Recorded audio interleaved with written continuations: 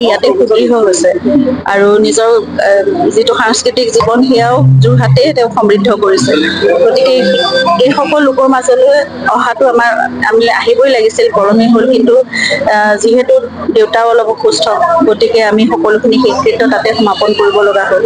কিন্তু ইয়াত আমি 13 দিনীয়া মাংগলিক কাৰ্যখিনি আজি অনুষ্ঠিত কৰিছোঁ যোৰহাটৰ ৰাইজে। গতিকে আমি সকলো পৰিয়ালৰ লোকো একেলগে ইয়াত সন্মিলিত হৈছোঁ। আমি একেলগে প্ৰাৰ্থনা কৰিম জুবিনৰ সেইখন পৃথিৱীলৈ যাত্ৰাও যাতে সুগম হওক আৰু তেওঁৰ যিখিনি আধৰুৱা কাম ৰৈ গৈছে আমি সকলোৱে মিলি সেইখিনি সম্পূৰ্ণ কৰিম, সেয়া আমাৰ সকলোৰে মনত প্ৰতিশ্ৰুতি বা অংগীকাৰ আছে। গতিকে মই জানো নিজৰ ঠাইৰ মানুহখিনিয়ে মোক সদায় আপোন হৈয়ে থাকিব আৰু এই কামখিনি আমি একেলগে সকলোৱে আগবঢ়াই লৈ যাম। যোৰহাটৰ বোৱাৰী সেইটো সঁচাই সকলোৱে আপোনাক মৰমৰ আকুলতাৰে আপোনাক বান্ধি ৰাখে সদায়। মোৰ অকণমান যদি কোৱাত অসন্তুষ্ট আপুনি এই মুহূৰ্তত সেই যোৰহাটবাসীৰ ওচৰত কিবা ক'ব নেকি? মই প্ৰথমে তেওঁলোকৰ ওচৰত ক্ষমা বিচাৰিছোঁ আৰু এইটো কথাই ক'ব বিচাৰিছোঁ যে আমি যদি জুবিনক ইয়ালৈ লৈ আহিব পাৰিলোহেঁতেন পোনে পোনে, তেতিয়াহ'লে আমাৰ কাৰণেও খুব সুখবৰ হ'লহেঁতেন। কিন্তু পৰিয়ালটো আমি এতিয়া আছোঁ গুৱাহাটীত, গতিকে দেউতা অসুস্থ, আমি আৰু ওচৰতে আমি যাতে সহজে তেওঁৰ ওচৰলৈ গৈ পেলাই বন্তি এগছি জ্বলাব পাৰোঁ, মোৰ মনৰ কথাও খুলি ক'ব বিচাৰিম। এতিয়া তেওঁতো প্ৰতিটো ক্ষেত্ৰত মোক তেওঁৱে বাট দেখুৱাই নিব লাগিব। গতিকে মই সেই প্ৰাৰ্থনাটো মই ওচৰতে যাতে আমি পাওঁ সকলোৱে। আৰু দেউতাৰ কাৰণে বিশেষকৈ ইয়ালৈ অহাটো সম্ভৱেই নহয়। আজি আহিব খুব মন আছিল তেওঁৰ, কিন্তু তেওঁ আহিব নোৱাৰে। সেইকাৰণে আমি এইটো সিদ্ধান্ত ল'ব লগা হ'ল।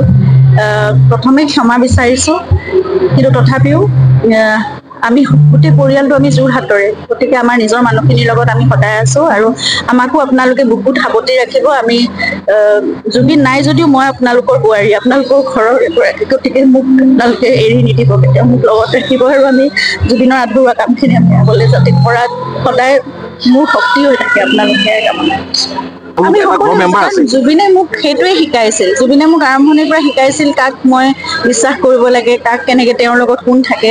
গতিকে তেওঁ যেনেদৰে মোক শিকাই গৈছিল মই তেনেদৰে তেওঁৰ লগত সদায় আছিলোঁ। মই প্ৰফেচনেল কথাত কেতিয়াও মাত মতা নাছিলোঁ, মই সোমোৱা নাছিলোঁ, যিটো তেওঁ বিচৰাও নাছিল। আৰু সেইটো তেওঁ কৈছিল যে তেনেকৈ সোমালে কিছুমান বেমেজালিৰ সৃষ্টি হয়। গতিকে মই তেওঁৰ লোকৰ লগত সদায় আছিলোঁ, গৈছিলোঁ। মই জুবিনক নিজৰ পত্নী হিচাপেহে গৈছিলোঁ, তেওঁৰ কেয়াৰ ৰাখিবলৈ মই গৈছিলোঁ। তাৰ মাজতে দুই এটা কথা মই কিছু জানিছিলোঁ, বেলেগ কথা, কিন্তু মই বাকী অন্য প্ৰফেচনেল কথা একোৱেই নাজানো, এতিয়াও নাজানো। অসমৰ নপুৰণি কবি সাহিত্যিকৰ বাবে সুখবৰ। প্ৰভাতী অসম সংবাদ গোষ্ঠীৰ দ্বাৰা পৰিচালিত সাপ্তাহিক কবচে আয়োজন কৰিছে এখন কাব্যগ্ৰন্থৰ প্ৰতিযোগিতা। সগৌৰৱেৰে 30টা বৰ্ষত খোজ থোৱা অসমীয়া সাপ্তাহিক কবচ কাকতখনৰ উদ্যোগত কাব্যগ্ৰন্থ প্ৰতিযোগিতাৰ আয়োজন কৰা হৈছে। 2022 চনৰ পৰা বৰ্তমানলৈ প্ৰকাশিত অসমীয়া কাব্যগ্ৰন্থ দুকপিৰ লগতে লেখকৰ সম্পূৰ্ণ নাম ঠিকনা সখীয়াকৈ লিখি অহা 30টা মেম্বৰৰ ভিতৰত তলত দিয়া ঠিকনাত ডাকযোগে পঠাব পাৰিব। আমাৰ ঠিকনা সাপ্তাহিক কবচ, প্ৰভাতী অসম সংবাদ গোষ্ঠী, বিজয়নগৰ ডাকঘৰৰ সমীপত, কলিতা মাৰ্কেট, 3য় মহলা, জিলা কামৰূপ অসম 781122। মোবাইল নম্বৰ হৈছে 9435114666 অথবা 6003971898 অথবা 9864084600 অথবা কাৰ্যালয়ত হাতে হাতে জমা দিব পাৰিব। এই প্ৰতিযোগিতাত বয়সৰ কোনো সীমা নাই। অহা জানুৱাৰী মাহত ফলাফল ঘোষণা কৰাৰ লগতে বঁটাসমূহ বিতৰণ কৰা হ'ব। সকলো প্ৰতিযোগীকে মানপত্ৰ প্ৰদান কৰা হ'ব।